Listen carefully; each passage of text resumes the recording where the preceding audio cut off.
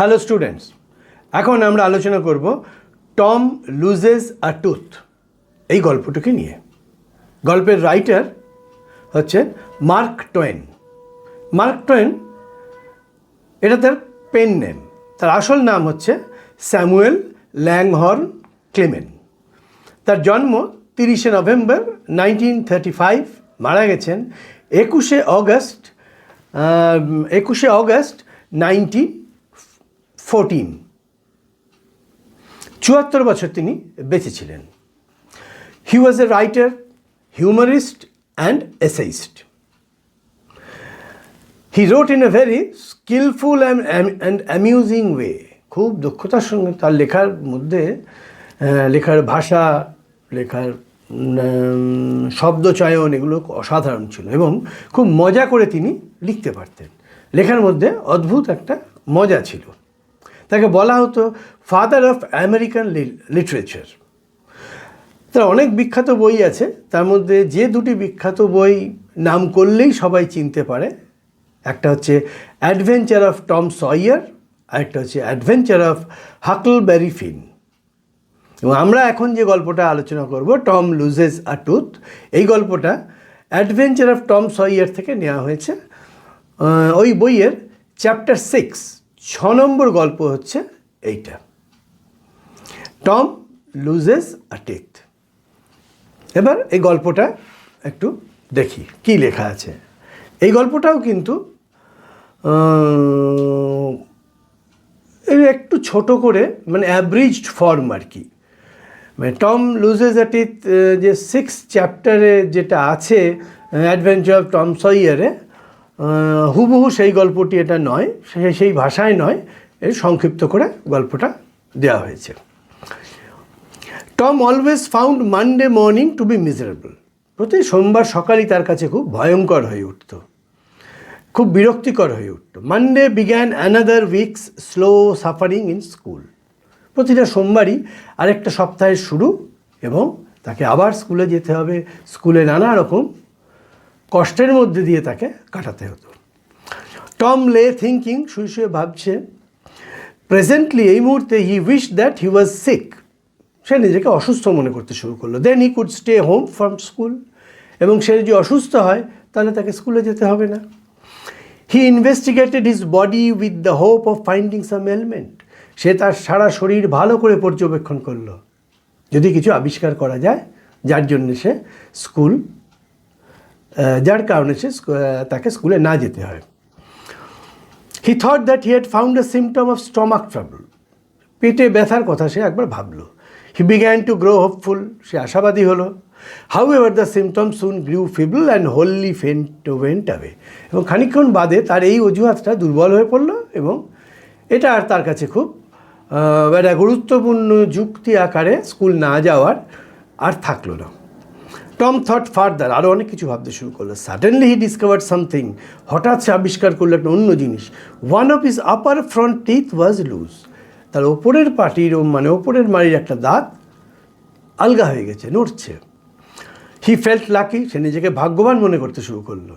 He was about two grown. সে ব্যথায় ছটফট করতে শুরু করলো। when it occurred to him that if Aunt Polly was to know, she would surely pull it out and that would hurt. এবং সে এটাও সঙ্গে সঙ্গে ভাবতে শুরু করলো যে তার কাকিমা পলি যদি জানতে পারেন যে তার এরকম হয়েছে, তাহলে সে দাঁতটাকে তুলবে এবং তুলে দেবেন এবং তার আরও কষ্ট হবে। সেইটা ভেবে সে যন্ত্রণায় ছটফট করতে শুরু করলো। Tom thought he would hold the tooth in reverse for the present. ও ভাবলো এখন দাঁতটাকে চেপে ওপর দিকে যেমন খানিকটা ঠিকঠাক অবস্থায় বসিয়ে দেওয়ার। He remembered hearing from a doctor that a certain element would lay up a patient for 3 days and make him lose a finger. এবং এরকম একটা বিষয় সে মনে করতে পারছে না। ডাক্তার বলেছিল যেরকম 3 দিন তাকে বিছানায় শুয়ে থাকতে হয়েছিল এবং সে একটা তার আঙুল হারিয়েছিল।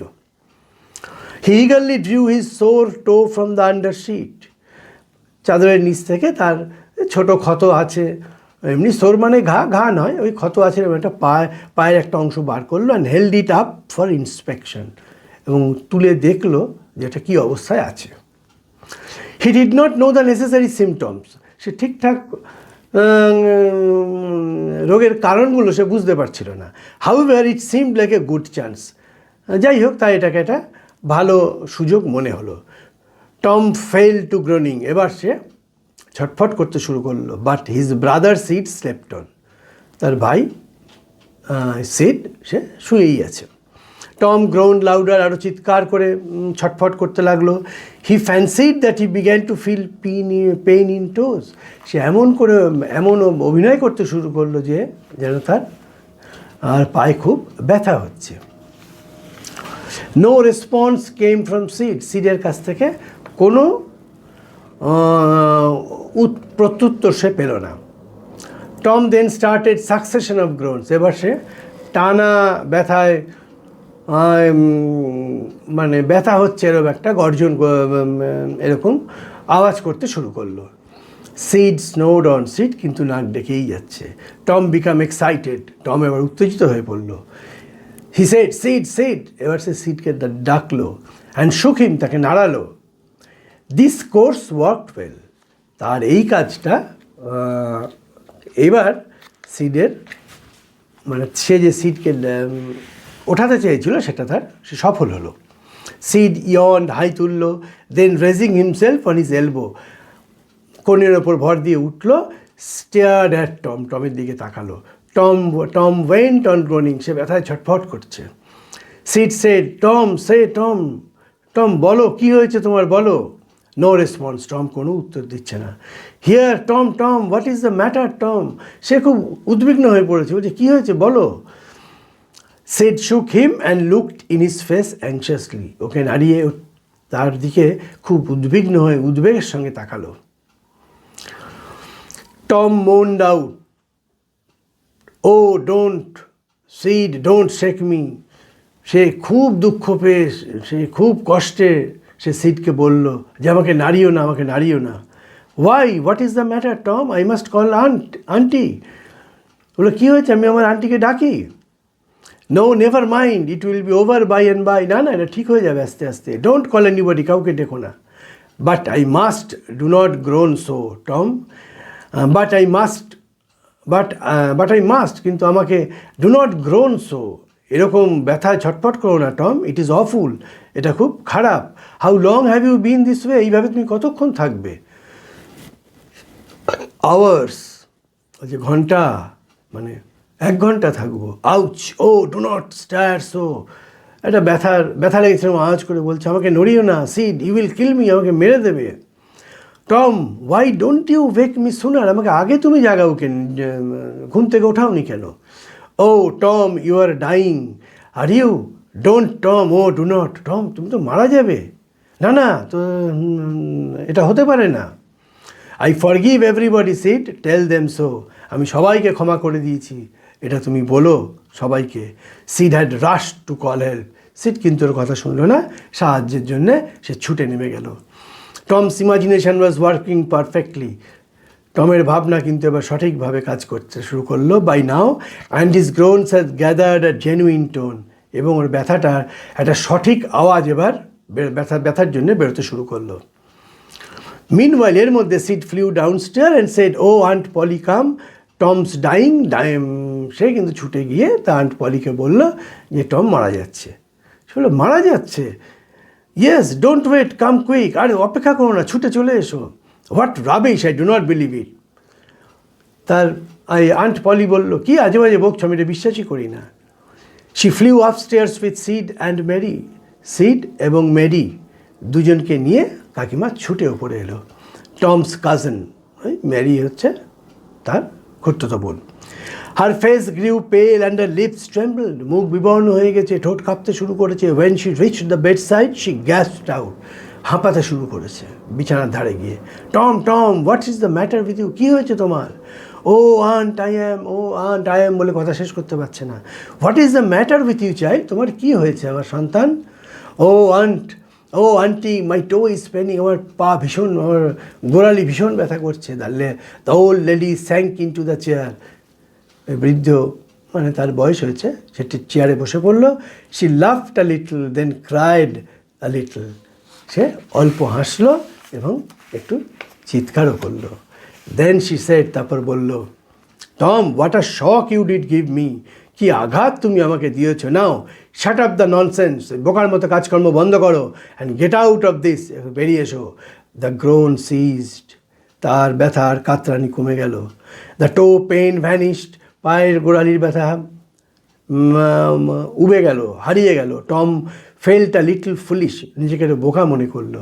And said, Aunt Polly, how my tooth aches, আমার দাঁত ভীষণ ব্যথা করছে। The pain is more than that in my toe, ওই আমার পায়ের গোড়ালিতে যা ব্যথা করছিল তার থেকে অনেক বেশি ব্যথা করছে। ইয়োর টুথ ইনডিড, তোমার দাঁত অবশ্যই। What is the matter with your tooth, তোমার দাঁতে কী হয়েছে। One of them is loose and it aches awfully, তার একটা আলগা হয়ে গেছে এবং সেটা ভীষণ ব্যথা করছে।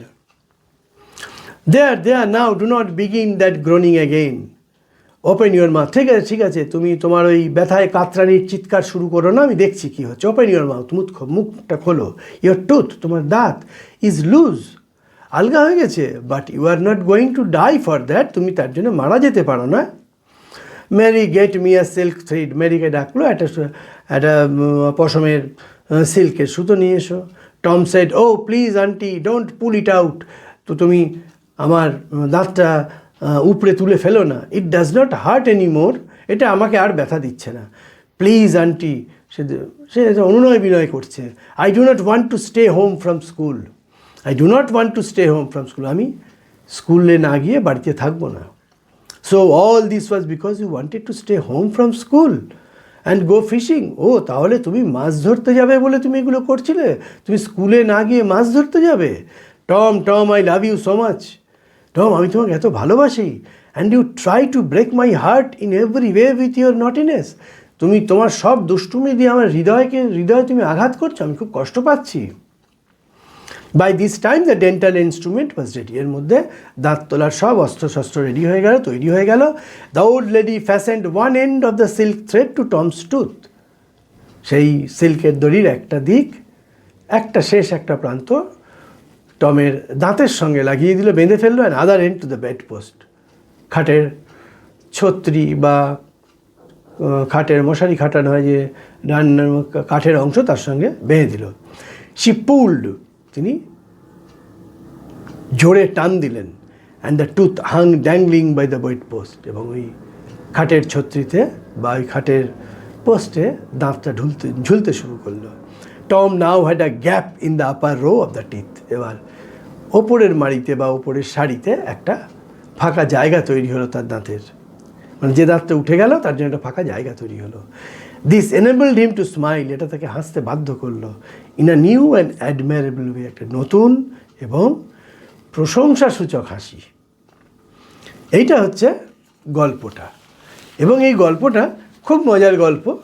আসলে এই গল্পটা অ্যাব্রিজড আকারে দিয়েছে বলে, সংক্ষিপ্ত আকারে দিয়েছে বলে আমরা গল্পটা আমাদের মজা লেগেছে, ঠিকই আছে, কিন্তু মার্ক টোয়েনের নিজের ভাষায় যখন এটা লেখা ছিল, সেই লেখাটার যে মজাটা সেটা কিন্তু অ্যাব্রিজড অংশে নেই।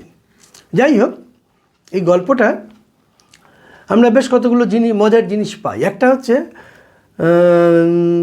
টম এই যে লস অফ টিথ, এই লস অফ টুথ, এটা কিন্তু একটা, ইট সিম্বলাইজেস গ্রোয়িং, এটা বোঝাচ্ছে যে সে বড় হচ্ছে কিন্তু। অ্যান্ড কুইটিং চাইল্ডহুড, সে তার শৈশব ছেড়ে বেরিয়ে আসছে, সে বড় হচ্ছে। দাঁত পড়ে বাচ্চারা যখন আস্তে আস্তে বড় হয়, তার মানে টম বড় হচ্ছে। এবং টমের এই যে মিথ্যা অসুস্থতার ভাব, fake illness, to avoid school না যাওয়া, সে মাছ ধরতে যাবে বলে এই যে এর অসুস্থতার অভিনয় করছে, এটা তার এক ধরনের দুষ্টুমি, চালাকি এবং শিশুসুলভ দুষ্টুমি, বলবো না, শিশুসুলভ দুষ্টুমি, একে ইংলিশে বলে ইনফ্যাচুয়েশন, অপরিণতিবোধ। এবং তার একটা অদ্ভুত উদ্বেগ হয়েছিল। উদ্বেগটা কিসের? About pain of the tooth extraction, দাঁতটা যে তোলা হবে তার সম্বন্ধে কিন্তু তার যে ব্যথা হবে সেটা কিন্তু সে আগেই বুঝতে পেরেছিল। কিন্তু সে স্কুল না যাওয়ার জন্য যে অভিনয় করছিল, তার ফলস্বরূপ এটা হবে বলে সে দুটোর কারণেই ভয় পেয়েছিল। এবং এটাও একটা চাইল্ডহুড ফেয়ার, বাচ্চাদের ভয় ফর দ্য পেনফুল প্রসিডিওর। এই যে একটা ব্যথা লাগবে, ওই যে সিল্কের সুতো দিয়ে দাঁতটা তোলা হলো, তার ব্যথা লাগবে, এইগুলো কিন্তু সে বুঝতে পেরেছিল। কিন্তু তখন মানে হি ওয়াজ ভিকটিম অফ হিজ প্ল্যান, সে যে পরিকল্পনা করেছিল তারই ফাঁদে সে পড়ে গেছিল। আর আন্ট পলির ক্ষেত্রে বলতে পারি আমরা, আন্ট পলি স্ট্রিক্ট ছিল। তিনি তার কথা থেকে বোঝা যায় যে টম যাতে স্কুলে যায় সেটা তিনি চাইছিলেন, কিন্তু তিনি তাকে খুব ভালোবাসতেন। এটা একটা it is a scene of typical family care, একটা পারিবারিক যত্ন, পারিবারিক ভালোবাসার একটা ছবি এখানে আমরা পাই। এবং আরেকটা জিনিস আমরা যেটা এই গল্পটা পড়তে গিয়ে এই যে অংশটুকু পড়লাম তার থেকে আমরা পাই, সেটা হচ্ছে ইট is a story of Tom's clever attempt to skip school. এটা বোকামি, শিশুসুলভ বোকামি যা দিয়ে সে স্কুল না যাওয়ার চেষ্টা করেছিল, না গিয়ে সে মাছ ধরবে, এরকম একটা তার পরিকল্পনা ছিল। এটা কিন্তু তার ব্যাকফায়ার করে। এটা এই পরিকল্পনার ফাঁদেই কিন্তু টম নিজে পড়ে যায়। But the final outcome leaves him with a new sense of pride and noble ability. কিন্তু অবশেষে তার ওই যে একটা দাঁত উঠে গেল এবং দাঁতের পাটির মাঝে একটা ফাঁক হলো, এবং সেটা তাকে এক মানে সে মানে তার ইনোসেন্স, তাকে এক অদ্ভুত ইনোসেন্সের কারণেই সে অদ্ভুত গর্ব অনুভব করলো। এটা বড় মানুষ হলে হয়তো করতো না। এবং সব শেষে আমরা বলতে পারি যে in short, we find how Tom excited and was proud even in a failed scheme. মানে গল্পটার মজাটা লুকিয়েছে এখানে। টম এই যে দুষ্টু ছেলেটি, সে স্কুলে যেতে চাচ্ছিল, তার জন্যে নানা রকম অভিনয় করছিল, তার পায়ের ব্যথা, তার দাঁতের ব্যথা, তার এবং আরও অনেক জায়গা তিনি খুঁজছিলেন শরীরের, যেগুলোর মধ্যে তিনি কোনো এতটুকু সুযোগ পেলে সেগুলোর কারণে তিনি স্কুল যাওয়াটা তিনি বন্ধ করতেন এবং মাছ ধরতে যেতেন। কিন্তু সবগুলোতেই তিনি ব্যর্থ হয়েছেন। কিন্তু ব্যর্থ হওয়ার পরেও, তার প্রতিটা পরিকল্পনা ব্যর্থ হওয়ার পরেও সে শেষে কিন্তু ভীষণ খুশি হয়েছিল। এবং সে সেই ফোকলা দাঁত নিয়ে, আমরা বাংলায় যাকে বলি ফোকলা দাঁত, সেই দাঁত নিয়ে সে হেসে উঠেছিল। এইটাই হচ্ছে শিশুসুলভ এবং নিষ্পাপ আনন্দের উদাহরণ। সে তার নিজের পরিকল্পনার ফাঁদে পড়েও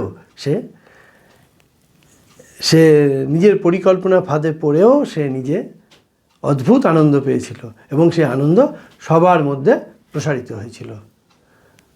এই যে গল্পের যে নায়ক, যে প্রোটাগনিস্ট টম, তার এরকম অনেক মজার মজার ঘটনা আছে। আমরা যদি অ্যাডভেঞ্চার অফ টম সয়ার গোটা বইটা পড়ি তাহলে আমরা আরও উপভোগ করব, কারণ সেখানে মার্ক টোয়েনের নিজের ভাষায় লেখা আছে, সেখানে অ্যাব্রিজ নয়। এই হচ্ছে একটি সুন্দর গল্প। Now please subscribe the channel and press the bell button to explore more.